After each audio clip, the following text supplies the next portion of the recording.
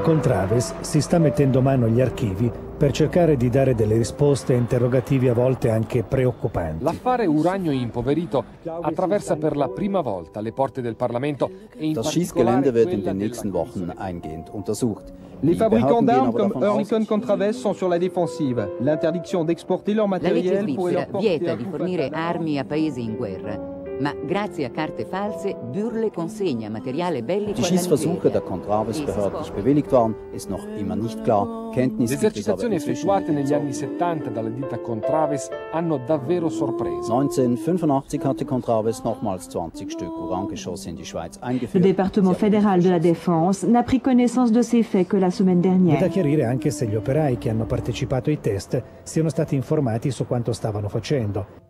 Femmina, tu sei una mala femmina.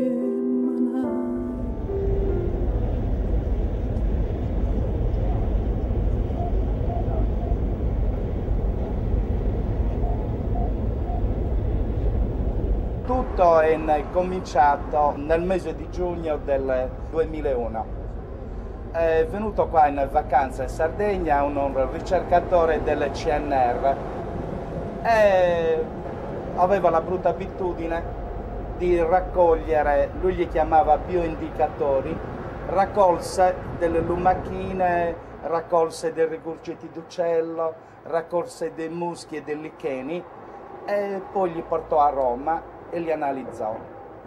Ricordo che mi telefonò alla fine del mese di luglio per dirmi che tra questi bioindicatori che aveva raccolto nella zona di Quirra aveva riscontrato una forte percentuale di cesio. Allora abbiamo indagato e nello stesso tempo abbiamo scoperto che nella frazione di Quirra, tra la popolazione civile, alcune persone si erano ammalate di tumori al sistema emolinfatico. Dunque la frazione di Quirra, che si trova ad un tiro di schioppo dal poligono a mare di Capo San Lorenzo, fa 120 abitanti. Praticamente su 120 abitanti, 12 abitanti, quindi oltre il 10%, erano stati colpiti da questo tipo di patologia tumorale. Abbiamo cercato di capire se c'era una correlazione tra le attività che si svolgevano all'interno del poligono e i mali che avevano colpito sia la popolazione della frazione di Quirra e anche gli stessi militari.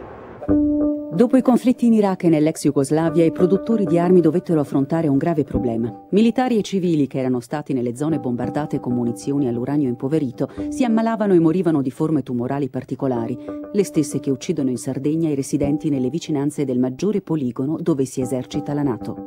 Sicuramente la regione Sardegna è una delle regioni dove la presenza militare è la più massiccia a livello italiano, cioè sia a nord che a sud, a ovest e a est della Sardegna. Abbiamo sicuramente uno dei poligoni più grandi, tant'è vero che sono circa 12.000 ettari di territorio dove incidono almeno 10 comuni, e c'è il poligono di Villapuzzo, il poligono sperimentale interforze del Salto di Quirra e Capo San Lorenzo, che è un centro sperimentale di volo.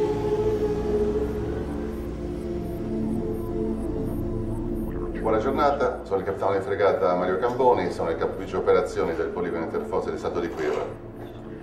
Desidero con questa presentazione illustrare la struttura e l'organizzazione del poligono, definire i compiti e le attività e descrivere i servizi offerti.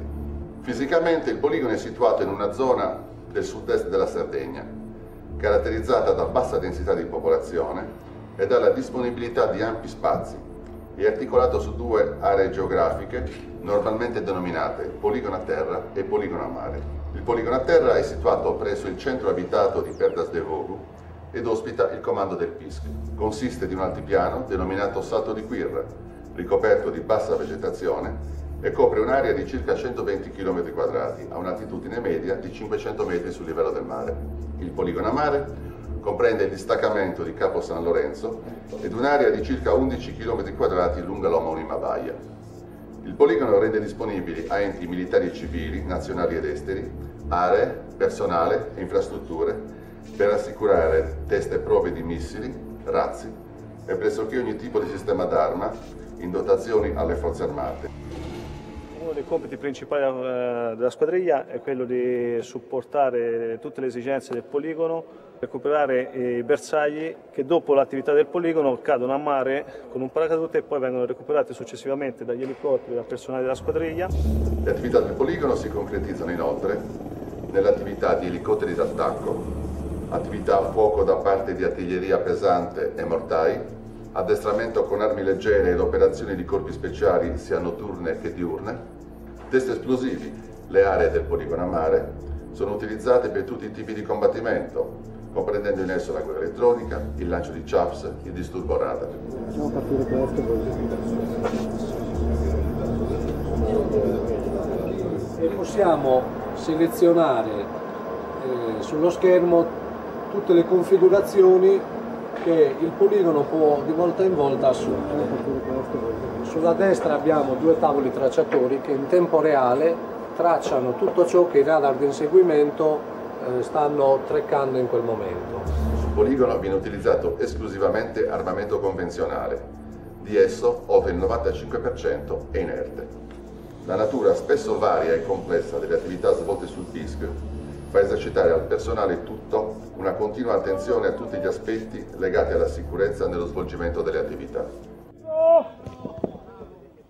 Esiste anche un discorso di sgomberi a terra e di sgomberi a mare. Ci sono delle zone dove praticamente quando vengono fatte le esercitazioni questi tratti di mare vengono bloccate, perciò di conseguenza vengono bloccate o perlomeno devono fare dei percorsi diversi sia a livello aereo e sia a livello marino. Come lei vede praticamente le zone interdette quando ci sono le esercitazioni raggiungono anche le dimensioni e forse anche di più della regione Sardegna stessa.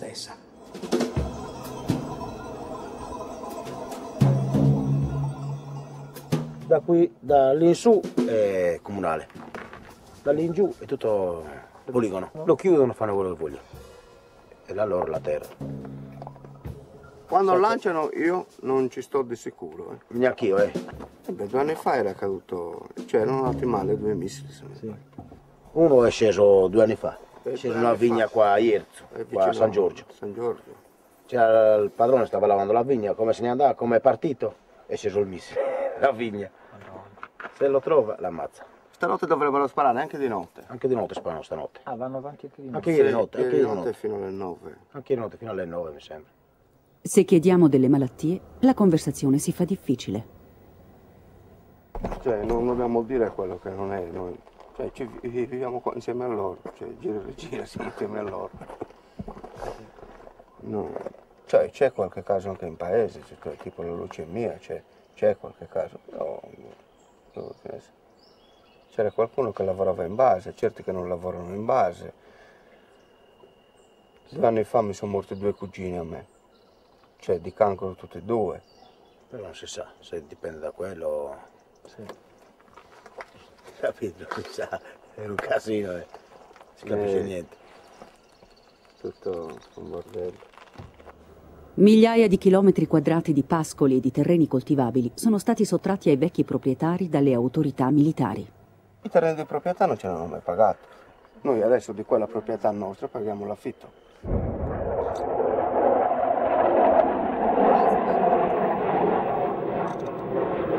Segreti militari e segreti industriali proteggono tutte le attività effettuate nel poligono. Ma chi controlla allora che non abbiano ricadute ambientali e che non siano pericolose per la salute delle persone?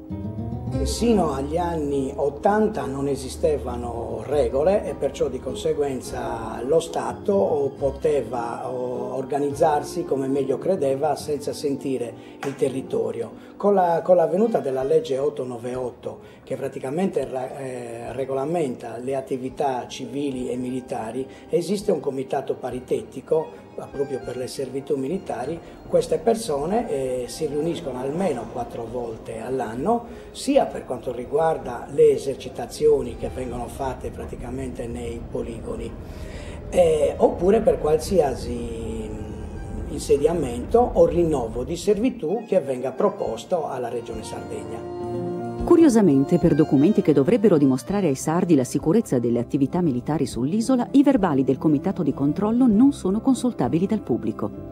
Riusciamo a procurarcene alcuni e scopriamo fra i clienti storici del poligono l'azienda svizzera Oerlikon Contraves, che da anni testa qui i suoi prodotti più venduti.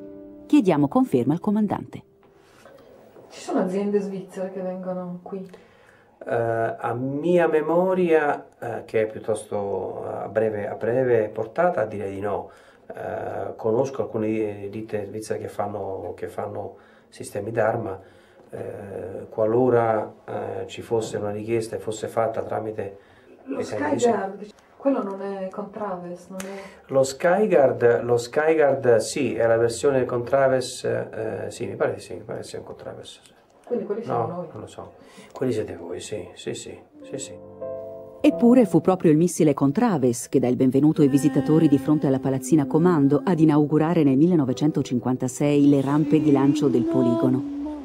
L'azienda era nata negli anni 30 nel canton Zurigo, progettava e produceva artiglieria antiaerea.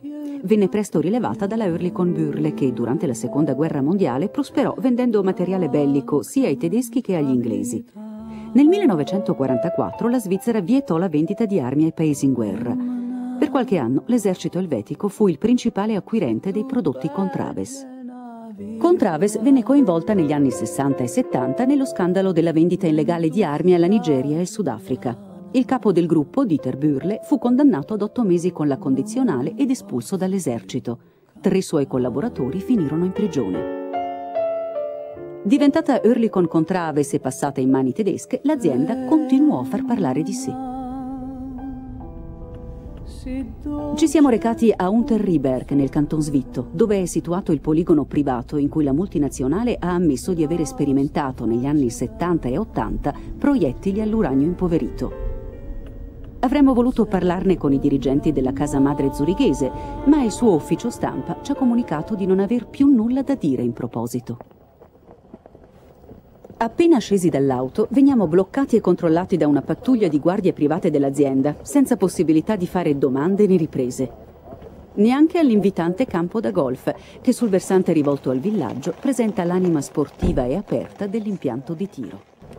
Non è che puoi parlare più di tanto, perché con i militari, sappiate o non lo sappiate, c'è poco da scherzare. È mio cognato che è più contrario a queste interviste, e sono loro, io i figli sono loro e la moglie, io capite, sono il genero, però a me non è che vedono loro cosa devono fare, no? Non è che io potrei dirvi qualcosina così, ma non... Cioè... Quando si tratta appunto di parlare base militare, nessuno si fa avanti, troviamo grosse difficoltà. Fin quando si tratta di persone che conosciamo riescono anche a parlare, cioè a raccontare, poi a noi, poi ad altri chiudono porta, proprio non ne vogliono sentire. Uno l'ha cercata, ma io non sono del telegiornale, sto facendo un documentario per... A me di quello che sta facendo lui non mi sbatte un cazzo, detto poche parole. O ne esce da solo o lo faccio uscire io. Stiamo cercando di fare un documentario su Villa Puzzi. Ancora esiste? Ma non sono nel suo terreno. No? Questo è dentro il mio terreno. E se anche fosse fuori del terreno, se ne esca fuori. Guardi, io sono un cittadino italiano, lei non mi minaccia innanzitutto. Sono venuto qua da Lugano per fare un servizio su Villa Puzzi. Da dove è venuto lì, non me ne fotte un cazzo, ho detto in poche parole. Se ne deve andare da mezzo ai coglioni. E basta. Anche tu dai, nessuno. Per vedere il tuo è finito di è appassionante, è un lavoro che faccio volentieri perché mi piace. Un lavoro che non è che renda dal punto di vista dei soldi, però francamente ho avuto anche altre opportunità di lavoro, però preferisco fare l'insegnante perché è un lavoro che mi gratifica. Scrivo per un giornale che ha la brutta abitudine, ho il pregio di dire la verità e di non essere al servizio dei potenti. Dopo le prime 2 o 3 paginette dell'inchiesta ho visto che parecchia gente mi ha chiamato, mi ha contattato per raccontarmi la propria storia e quindi mi sono reso conto che questi sistemi, questi tumori al sistema emolinfatico non avevano colpito solo la popolazione di Quirra, ma avevano colpito anche la popolazione di tutti i centri che gravitano attorno al poligono di Perdas de Douro.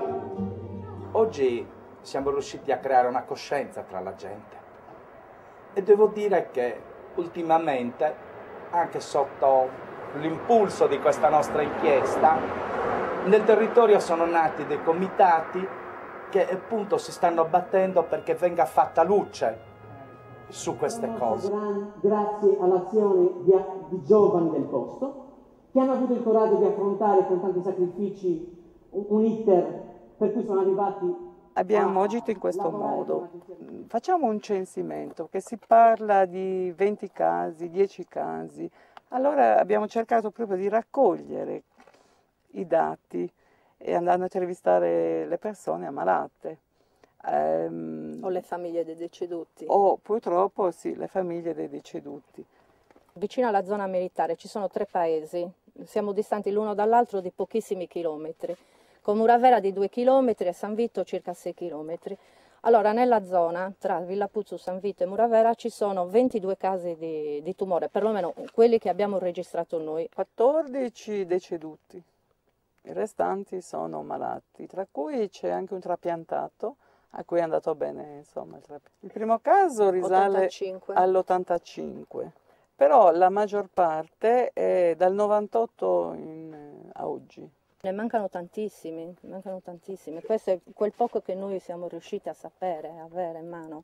Cioè, risulta una famiglia che ci sono stati nel giro di 7 mesi 2 morti, più un terzo malato e si parla forse anche di un quarto figlio. In ogni caso, queste persone, anche se abitano a Muravera o a San Vito, hanno avuto a che fare con Villapuzzu, con la base. Sì, perché sono o lavoratori della base, oppure pastori o abitanti di Quirra.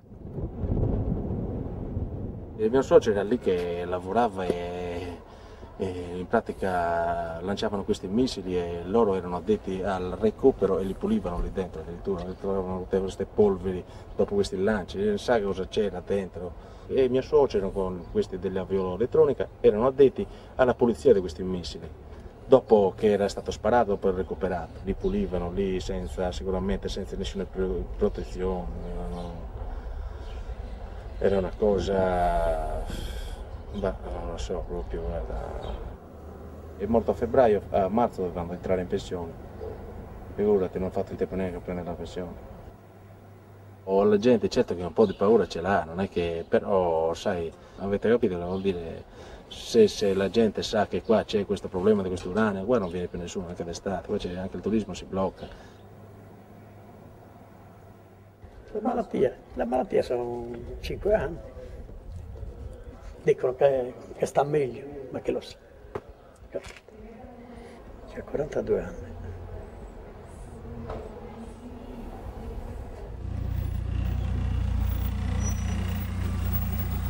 Salvatore Meloni, pastore di Villapuzzu, pascolava le sue pecore sul confine col poligono di Quirra.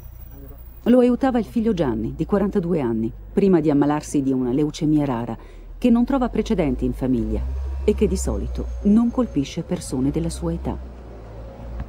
Ricoverato a lungo a Roma, è deceduto un mese dopo che suo padre ci ha rilasciato queste dichiarazioni. Si è messo a lavare qui per andare a fare gli analisi. Mamma, mi sento male. Se ne va a Cagliari prima a Muravera l'hanno fermata di non viaggiare perché le faceva male l'aereo, invece è stato tutta una cosa, un macello. E sono così io quando, dopo che mio figlio era malato, io scendevo nella nostra proprietà e io scendevo lì col bestiame. C'era una puzza, la distanza era da quelle macchine, non più dove passavo. Ma non si poteva restare. Puzza di cosa, scusa? Una puzza bruttissima. Per una vita ho assistito e curato il mio simile affetto da tumori maligni, cioè delle volte in fase terminale, addirittura mi commuovo, e per tanti anni ho seguito quindi anche la mia zona, questa zona delle Sarde Ugirei, ogni paziente affetto da tumore maligno, nel bene e nel male, quasi la totalità veniva da me visitata. Affermo, sottoscrivo, che i tumori maligni della zona, parliamo di 15 anni fa, era un numero esiguo, un numero che si contava nelle dita di una mano, si rimaneva perplessi, diceva il figlio del tale, si chiedeva informazioni, ah poverino, sì, purtroppo. Passano gli anni, il numero di tumori che potevamo notare in tutto il Sardo Girresio, su una popolazione di oltre 20.000 abitanti, lo stesso numero di tumori, forse di più, li avevamo in una frazione di Quirra di 150 anime. Un numero che si aggira senz'altro tra civili che in base lavorano, militari, contadini, allevatori che vivono al di fuori della base, possiamo contare almeno 30 casi di tumore maligno. Ci possono essere delle cause diverse, cioè se, dico una fesseria, il linfoma caput, no? Di un tipo che non lo so, che ne conosco, no? L'Organizzazione Mondiale della Sanità dice origine sconosciuta. Che io posso fare? Cioè...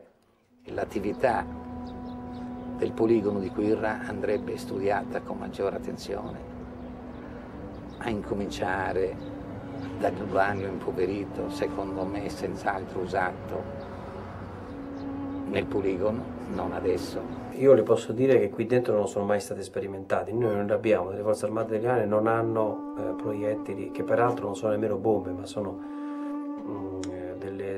l'uranio impoverito si può inserire all'interno di proiettili perforanti al di sopra di un certo calibro che noi non usiamo, non impieghiamo, non l'abbiamo mai impiegati, quindi non c'è. Eppure, un documento di cui siamo entrati in possesso solleva interrogativi inquietanti. Artificieri italiani nel 2001 chiedono come comportarsi per conservare una partita di munizioni all'uranio impoverito rientrate dalla Somalia. Armi americane, forse? Probabile, anche se i militari neghino, che proiettili all'uranio impoverito siano stati usati nelle esercitazioni che si sono svolte nel poligono interforze del Salto di Quirra. Non per niente un poligono sperimentale. Che tipo di poligono sperimentale sarebbe se le armi all'uranio impoverito non fossero state tastate nel territorio? Anche noi abbiamo le nostre famiglie qui, quindi insomma saremmo dei folli a tenere le famiglie esposte a particolari tipi di pericoli che non siano quelli tradizionali. Cioè, io personalmente mi sento molto più, un ambiente decisamente più pulito di quello dove io sono nato, che sono nato a Roma, quindi vivo dentro una città in mezzo al traffico. Sicuramente molto. Per correttezza dell'informazione va ricordato che il generale Molteni vive con la sua famiglia a Roma.